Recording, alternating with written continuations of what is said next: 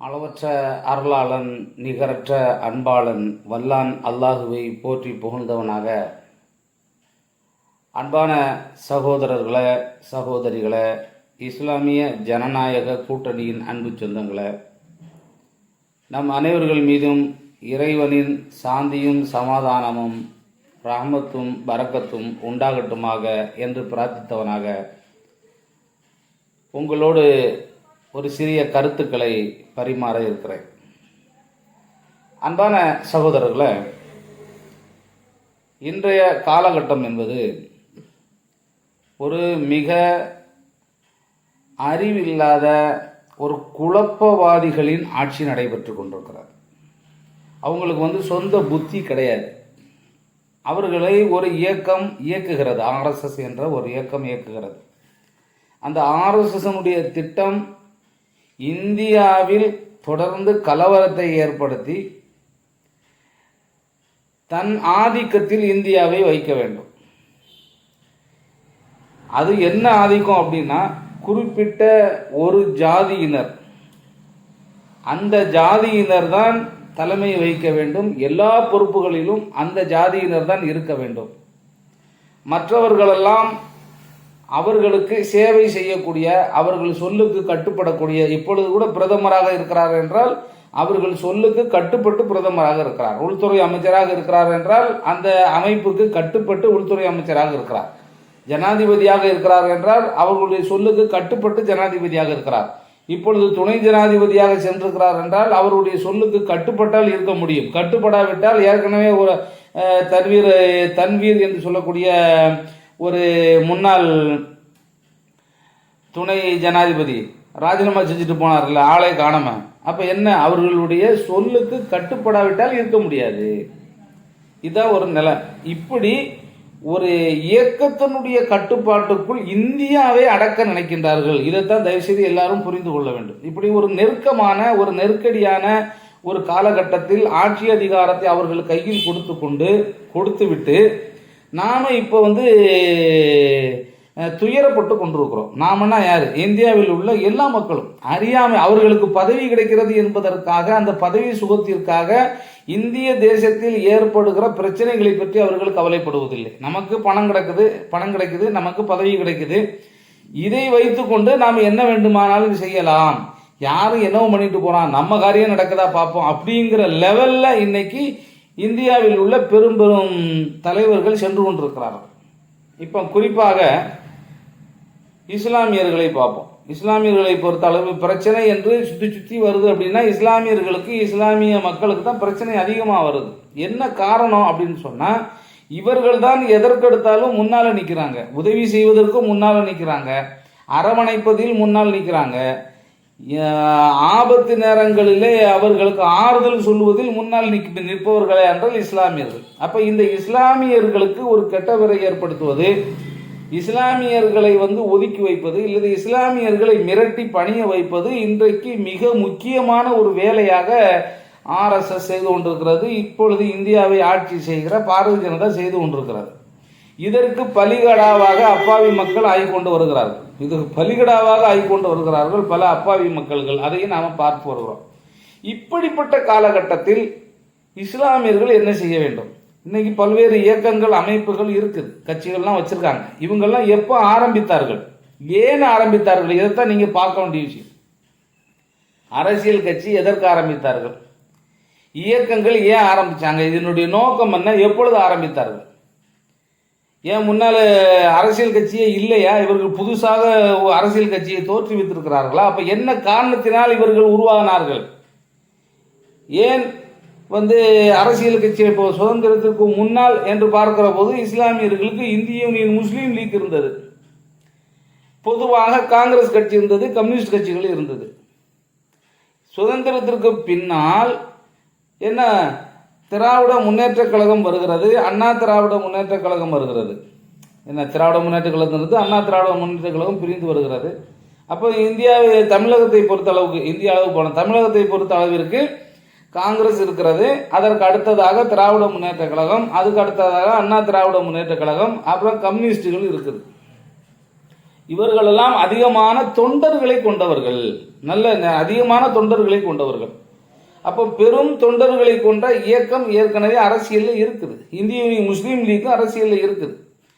அப்போ இப்படி அரசியலில் ஏற்கனவே இவர்களெல்லாம் இருக்கிற போது 2007 2008 இந்த மனிதநேய மக்கள் கட்சி என்றும் எஸ்டிபிஐ என்றும் அப்புறம் மனிதநேய ஜனநாயக கட்சி என்றும் இன்னும் பல்வேறு அரசியல் கட்சிகள் இருக்கிறார்கள். இவர்களெல்லாம் ஆரம்பிக்க வேண்டிய நோக்கம் என்ன, ஏன் ஆரம்பித்தார்கள்?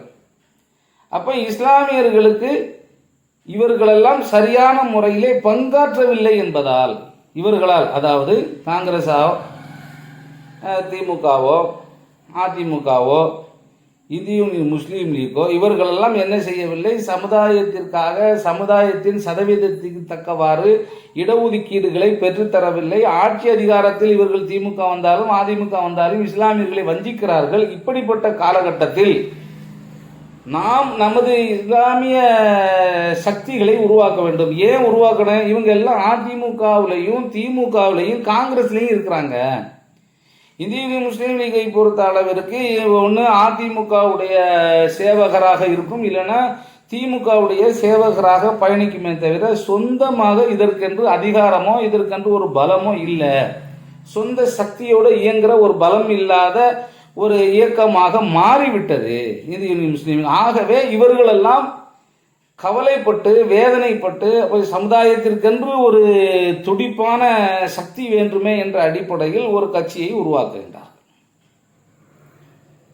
இதான நோக்கம். அப்படி உருவாக்கி வந்த இந்த கட்சிகள் இன்றைக்கு என்ன செய்கின்றது?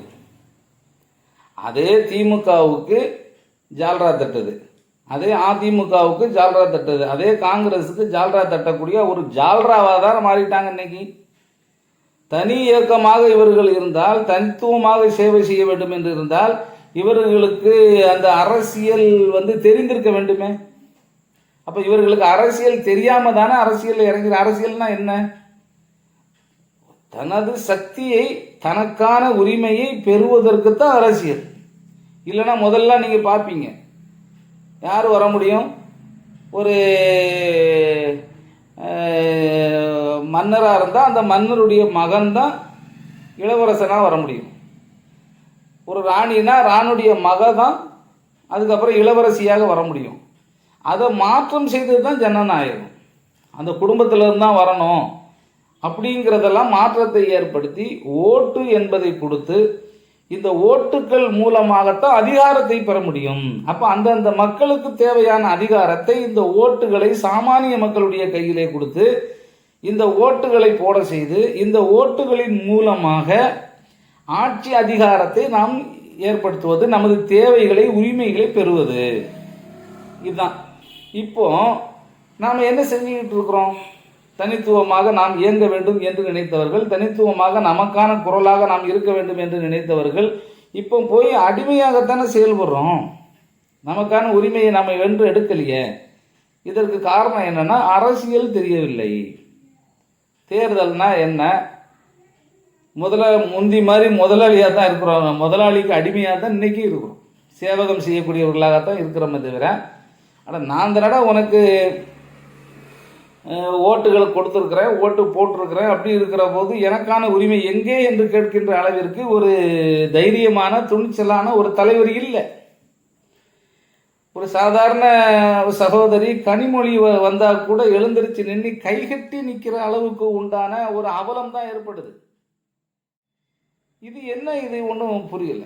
அப்போ என்ன இது? இந்த நடவடிக்கை மட்டும் இல்லை, அந்த மாநில மாநாட்டில் அவர்கள் பேசுகிற மாநில பொதுச் செயலாளரோ அபுபக்கர் அவர்களோ அல்லது முன்னாள் முதன்மை தலைவர் அப்துல் ரஹ்மான் அவர்களோ அவர்கள் பேச்சில் பார்த்தீங்கன்னா திராவிட முன்னேற்ற கழகத்தை மீண்டும் என்ன செய்ய நம்ம கொண்டு வரணும், திராவிட முன்னேற்ற கழகத்திற்காக நாம் தொடர்ந்து வேலை செய்யணும், அவர்களை தூக்கி பிடிக்கணும், இதைத்தான் பேசுனாங்களே தவிர நம்ம அரசியல் எழுச்சி மாநாடு வச்சிருக்கிறோம், இந்த மாநாட்டில் மூலமாக நாங்கள் தீர்மானம் ஏற்றுறோம், எங்களுக்கு அதிக தொகுதிகள் நாங்கள் இந்த வருஷம் அந்த தேர்தலில் நாங்கள் நிற்போம், அதிக தொகுதிகளை எங்களுக்கு தந்தாகணும் அப்படின்னு உரிமையாக கேட்க முடியுதா?